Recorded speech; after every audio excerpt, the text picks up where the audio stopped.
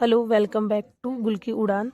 तो आज के इस वीडियो में मैं आप लोगों के साथ seated 2026 Hindi plus Hindi pedagogy के जो इम्पोर्टेंट टॉपिक्स हैं, जिससे जहाँ से क्वेश्चन बार बार पूछे जाते हैं और जो टॉपिक मोस्ट इम्पॉर्टेंट है वो सारे टॉपिक मैं आप लोगों से शेयर करने वाली हूँ। तो बहुत सारे लोग मुझसे पूछ रहे थे, दीदी आपने इंग्लिश का बता दिया, मैथ्स का बता दिया, साइंस का बता दिया, तो थोड़ा सा हिंदी का भी बताते चलें। हालांकि जो मेरी समझ के बेसिस पर है, जो मैंने जिन चीज़ों को जब मैं PYQ रिवीजन करती हूँ, जो जो चीज़ें मुझे इम्पॉर्टेंट लगी है उन चीज़ों को मैंने यहाँ पे मार्कअप किया है। और जिनका फर्स्ट अटेम्प्ट है उनके लिए ये वीडियो काफ़ी हेल्पफुल रहेगा, तो प्लीज़ पूरी वीडियो को ज़रूर देखिएगा। तो सबसे पहले आप ये जानें कि जो हिंदी भाषा लैंग्वेज है जिसमें कॉम्प्रहेंशन आते हैं वो 15 मार्क्स के होते हैं।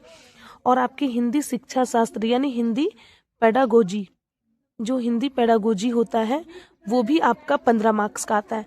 यानी जो कॉम्प्रहेंशन वाले पार्ट्स है वो 15 मार्क्स का, और जो पेडागोजी है वो 15 मार्क्स का। तो यानी 15-15-30, यानी आपका जो पेडागोजी है वो भी इम्पॉर्टेंट है, और जो आपका हिंदी भाषा है वो 15 नंबर का तो आता ही है। तो सबसे मैं आपको बताते चलूँ, गद्यांश और पद्यांश उसमें आता है हिंदी भाषा में।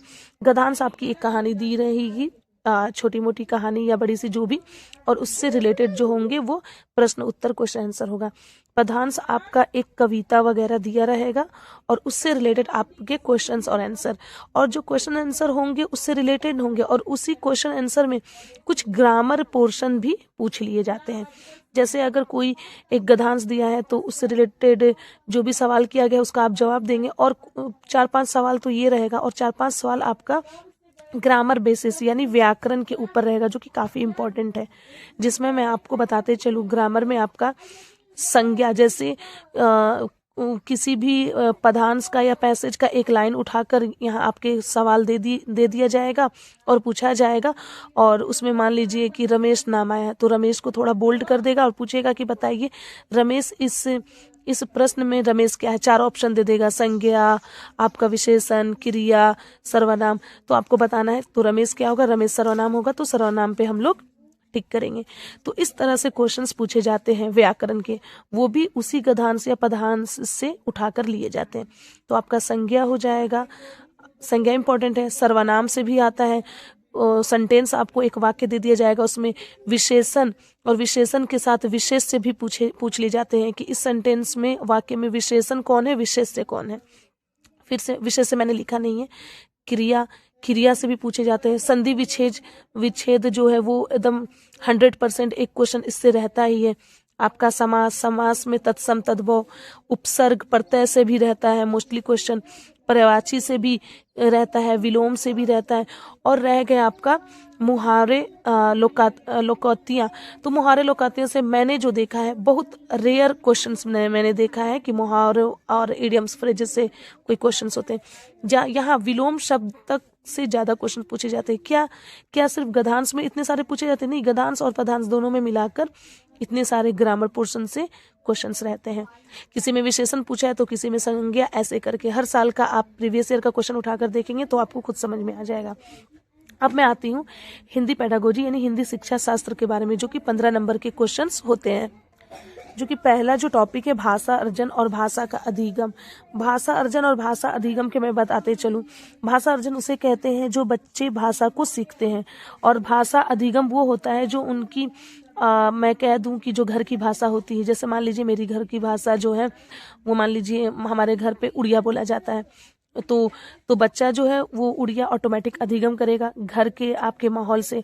और जब स्कूल में जा रहा है तो वो इंग्लिश सीख रहा है या हिंदी सीख रहा है, तो वो भाषा अर्जन हुआ। जो कि आपने इंग्लिश में भी यही सेम चीज़ें पढ़ा है, लैंग्वेज एक्विजिशन एंड लर्निंग।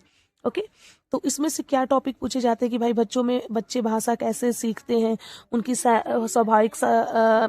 स्वाभाविक क्षमता क्या है, उनको वातावरण कैसा मिल रहा है, कहाँ पे कैसे। तो इससे रिलेटेड वैसे क्वेश्चन पूछ दिया जाएगा कि एक बच्चा है जो कि उनके घर पे पंजाबी भाषा बोली जाती है, फिर वो स्कूल जाता है तो इंग्लिश सीखता है, तो ऐसे पूछ देगा तो बताइए इसमें भाषा अधिगम कौन सा है और भाषा अर्जन कौन सा है। तो इस टाइप से भाषा अर्जन और भाषा अधिगम से क्वेश्चन पूछे जाते हैं, जो कि काफी इम्पोर्टेंट है।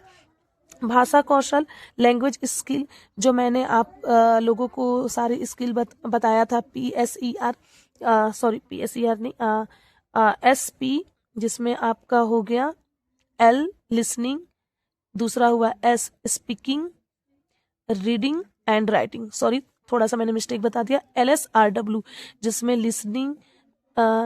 लिसनिंग, स्पीकिंग, रीडिंग और राइटिंग था।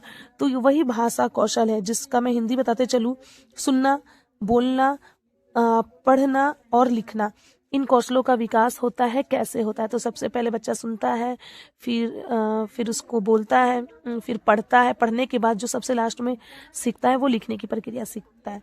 फिर आपका मैं बताते चलूँ थर्ड टॉपिक, ये भी इम्पोर्टेंट है, भाषा शिक्षण के सिद्धांत, कि भाषा शिक्षण का जो सिद्धांत है वो किस विधि पर प्रोसेस को फॉलो करता है। तो जैसे भाषा सीखने के तरीके क्या है, उनकी विधियाँ क्या है, उनके बारे में चर्चा, उनका कैसा समूह बनाया जाए, इस टाइप के क्वेश्चंस इस टॉपिक से पूछे जाते हैं। मूल्यांकन, जो कि काफ़ी इंपॉर्टेंट है, जो आपका इंग्लिश में भी आता है, हिंदी में भी आता है। देखिए CDP जो है वो समझ के बेसिस है, वो कोई अलग जगह से नहीं आता है। आपका जो हिंदी में होता है वही इंग्लिश में होता है, कुछ कुछ टॉपिक जो होती है वो चेंज हो, जैसे मूल्यांकन असेसमेंट आपका इंग्लिश में भी है, जैसे भाषा अर्जन और भाषा अधिगम आपका इंग्लिश में भी है और हिंदी में भी है।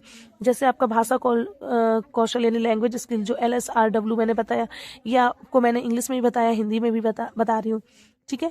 तो मूल्यांकन कितने टाइप्स के होते हैं? तो आपको पता है कि 2 टाइप्स के मूल्यांकन होते हैं। मूल्यांकन हालांकि 2 टाइप्स का नहीं, मेन जो होता है वो 2 टाइप्स का होता है। और कैसे मूल्यांकन करना चाहिए, बच्चों को किस बेसिस पे करना चाहिए, ओके। और आपका लास्ट जो टॉपिक है वो है बहुभाषिकता यानी आप इसी से बहुभाषिकता मतलब एक से ज़्यादा भाषा। जैसे बहुत सारे बच्चे हैं जो एक से ज़्यादा भाषा सीखते हैं, जैसे मुझे पंजाबी भाषा आता है और मैं इंडिया में रह रही हूँ तो हिंदी भी जानती हूँ, क्षेत्र की बोली कुछ अलग है, स्कूल गई तो इंग्लिश भी सीख ली। तो इस तरह से बहुत सारे भाषा मैंने सीखा। तो ये मल्टी लिंगुअलिज्म यानी बहुभाषिकता हो गया। तो कहने का मतलब ये है कि एक बच्चा कितनी भाषा जानता है, इसका कक्षा में महत्व बताया जाता है और इस पे चर्चाएं की जाती है। तो आप अगर इतने टॉपिक से कर लेते हैं तो आपका समझ जाइए कि 20 से 25 मार्क्स तो आपका पक्का है। हालांकि हम लोग को टारगेट पूरा 30 का लेकर ही चलना चाहिए, लेकिन अब टाइम बहुत कम है। अगर हम 20 से 25 मार्क्स भी ला देते हैं और हम कोशिश करते हैं कि हमारा 90 से 95 के बीच भी मार्क्स आ जाए तो कम से कम हमारा सीटेट क्लियर हो जाए और बाकी एग्जामों के लिए हम एलिजिबल हो जाए। तो आई होप मेरी ये चीज़ें समझ में आई होगी और आपको वीडियो जरूर पसंद आया होगा। तो प्लीज़ लाइक एंड सब्सक्राइब जरूर करिएगा, और भी किसी चीज़ की आपको क्वेरी चाहिए तो प्लीज़ ज़रूर कमेंट कीजिएगा। और हाँ, जो सबसे मोस्ट इम्पॉर्टेंट बातें हैं वो मैं आपको बताते चलूँ, PYQ जरूर लगाइएगा, चाहे वो आप किसी बुक से कर रहे हो, चाहे आप सीटेट के ऑफिशियल वेबसाइट पे हैं उससे आप PDF के फॉर्म में कर रहे हैं, चाहे आप मॉक के फॉर्म में कर रहे हैं, जैसे भी करें, लेकिन PYQ पे आप फोकस करिएगा। और सिर्फ PYQ करने से नहीं होता, आपको थ्योरी वाला पोर्शन भी पढ़ना होगा, उसके बाद ही आपको PYQ करनी होगी। मैं कह दूं कि PYQ से हो जाएगा तो सिर्फ आप PYQ पढ़ लोगे तो उससे थोड़ी होगा, पहले आपको थ्योरी पढ़नी जरूरी है। जब आपकी थ्योरी पे समझ बैठ जाएगी और उसके बाद आप PYQ करेंगे तो आपको क्वेश्चनों को आप लिंक करना सीख लेंगे। अगर आपको PYQ की बुक के बारे में जानना है तो ओसवाल है, आप ओसवाल की बुक प्रीफर कर सकते हैं। उसकी लिंक मैं डिस्क्रिप्शन बॉक्स में डाल दूंगी। और मेरा एक कोड है GUL10 करके, अगर आप वो उसकी वेबसाइट पे यूज़ करते हैं तो आपको 40% का डिस्काउंट भी मिलेगा। तो आज के लिए इतना ही। Thank you so much.